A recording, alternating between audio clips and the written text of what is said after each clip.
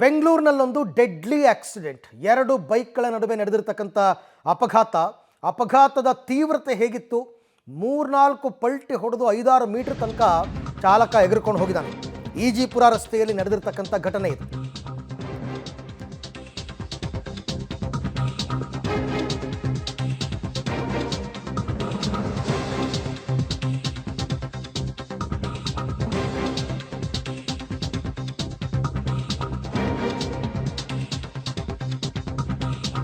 ಬೆಂಗಳೂರಿನಲ್ಲೊಂದು deadly accident ಆಗಿದೆ. ಎರಡು ಬೈಕ್ಗಳ ನಡುವೆ ಡಿಕ್ಕಿ ಆಗಿದೆ. ಆದರೆ ಸವಾರ ಗ್ರೇಟ್ ಎಸ್ಕೇಪ್. ಈಜಿಪುರ ರಸ್ತೆಯಲ್ಲಿ ನಡೆದಿರ್ತಕ್ಕಂಥ ಘಟನೆ. ಎಡಭಾಗದಿಂದ ವೇಗವಾಗಿ ಬಲಕ್ಕೆ ಬಂದಿದ್ದಾನೆ ಬೈಕ್ ಸವಾರ. ನೋಡಿಯಲ್ಲಿ ಓಹೋ, ಭಾರಿ ಆಕ್ಸಿಡೆಂಟ್ ಇದು. ಎಡಭಾಗದಿಂದ ಬಲಭಾಗಕ್ಕೆ ವೇಗವಾಗಿ ಬಂದಿದೆ ನೋಡಿ. ಇದೊಂದು ಶೋಕಿ ಇದೆ ನಮ್ಮಲ್ಲಿ ತುಂಬ ಜನರಿಗೆ. ಆ್ಯಕ್ಚುಲಿ ಆ ಮುಂದ್ಗಡೆ ಹೋಗ್ತಿರೋ ಒಂದೇ ತಪ್ಪು.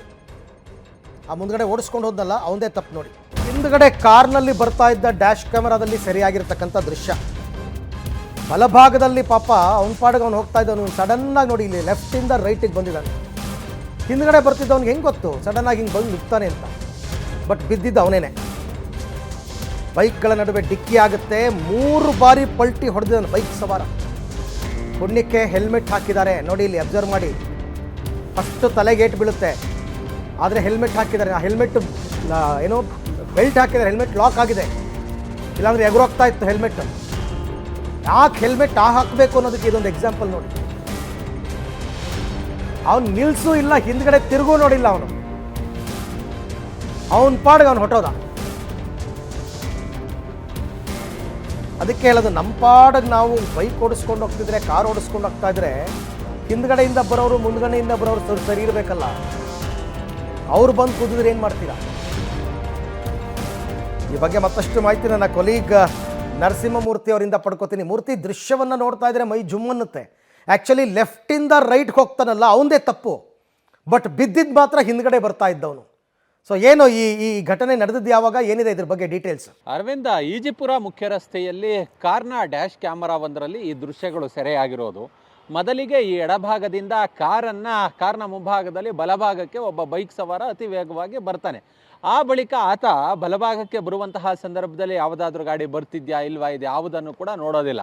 ಇನ್ನು ಸಾಮಾನ್ಯವಾಗಿ ಬಲಭಾಗದಲ್ಲಿ ಬರ್ತಿದ್ದ ಆತ ಈ ಎಡಭಾಗದಲ್ಲಿ ಎಡಭಾಗದಿಂದ ಬಲಭಾಗಕ್ಕೆ ಬಂದಂತಹ ಆ ಬೈಕ್ ಸವಾರನಿಗೆ ಲೈಟಾಗಿ ಟಚ್ ಆಗುತ್ತೆ ಬೈಕು ಇಬ್ಬರ ನಡುವೆ.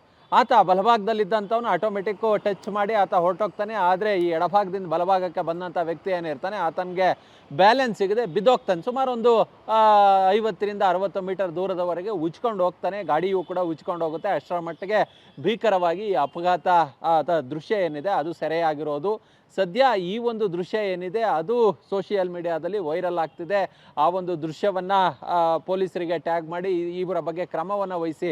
ಯಾಕಂತೇಳಿದರೆ ಇದೆಲ್ಲ ಒಂದು ರೀತಿ ರೆಕ್ಲೆಸ್ ಡ್ರೈವಿಂಗು, ಇದೆಲ್ಲ ನೆಗ್ಲಿಜೆನ್ಸ್ ಡ್ರೈವಿಂಗು. ಅತಿ ವೇಗವಾಗಿ ಈ ರೀತಿಯಾಗಿ ಟ್ರಾಫಿಕ್ ನಿಯಮಗಳನ್ನು ಫಾಲೋ ಮಾಡದೆ ಏಕಾಏಕಿ ಎಡಕ್ಕೆ ಬಲಕ್ಕೆ ಅನ್ನದೇ ಗಾಡಿಯನ್ನು ತಿರುಗಿಸ್ಕೊಂಡು ಹೋಗಿ ಅಪಘಾತಕ್ಕೆ ಕಾರಣರಾಗಿದ್ದಾರೆ ಅನ್ನೋ ಮಟ್ಟಿಗೆ ಇದೀಗ ಕ್ರಮಕ್ಕಾಗಿ ಆಗ್ರಹವನ್ನು ಮಾಡಲಾಗಿದೆ. ಅದ್ರ ಜೊತೆಗೆ ಆ ಕಾರ್ನ ಡ್ಯಾಶ್ ಕ್ಯಾಮ್ರಾದಲ್ಲಿ ಸರಿಯಾದಂತಹ ವಿಜುವಲ್ಸ್ ಏನಿದೆ, ಆ ಕಾರ್ನ ಚಾಲಕ ಕೂಡ ಒಂದಷ್ಟು ಈ ಅಪಘಾತ ಆದಂತಹ ಸಂದರ್ಭದಲ್ಲಿ ಒಂದು ಸ್ವಲ್ಪ ನಿಧಾನ ಮಾಡಿದ್ದಾನೆ, ಬ್ರೇಕ್ ಹಾಕಿದ್ದಾನೆ. ಇಲ್ಲ ಅಂತ ಹೇಳಿದ್ರೆ ಕಾರು ಕೂಡ ಮುಂದೆ ಹೋಗಿ ಆತನಿಗೆ ಡಿಕ್ಕಿ ಹೊಡಿತಕ್ಕಂತಹ ಸಂಭವ ಕೂಡ ಇತ್ತು.